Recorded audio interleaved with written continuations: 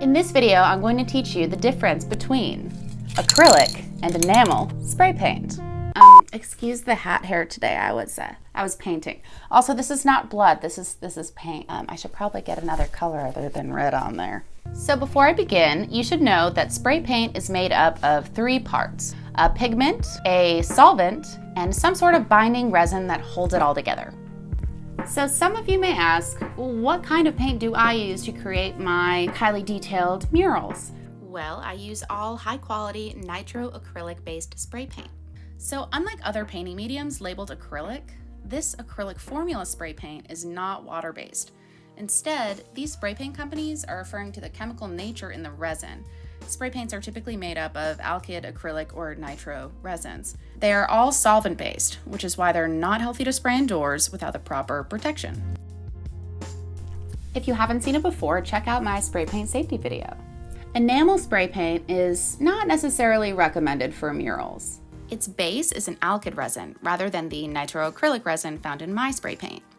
Yeah, I mean, you can find enamel spray paint more easily as it's available at most hardware stores, yet the paint makeup is very different. No matter what brand you choose, these enamel-based spray paints are oil-based. There are only a few exceptions that are water-based. So one thing you really need to get out of this video, if anything, you should never mix enamel and acrylic spray paint. If you do, your painting will come out looking kind of strange. The paint does not layer or mix very well. Your painting could also wind up fading or cracking much more over time. So here's why acrylic spray paint is actually best for murals. The brands of spray paint that typically advertise to be made for murals are usually acrylic based, including Montana Gold here. It also says professional. Yeah, it's professional. So one thing about acrylic spray paints rather, is that they come in a huge variety of colors. It's just insane the amount of colors that they have, especially Montana Gold. I find that Montana Gold has, in my opinion, the widest variety of like browns and tans that you can use for portrait painting.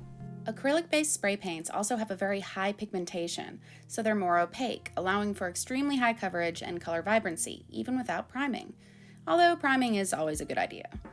They're more resistant to UV rays than enamel paints are, and they typically remain vibrant without fading or cracking over time.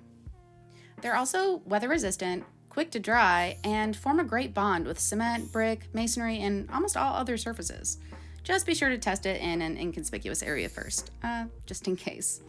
So what brands of spray paint do I typically use? Well, I really gravitate towards Montana Gold or Montana 94. This is the German Montana, that's the Spanish Montana. They're actually rival companies. It's kind of interesting. I'll compare these spray paints for you in a later video.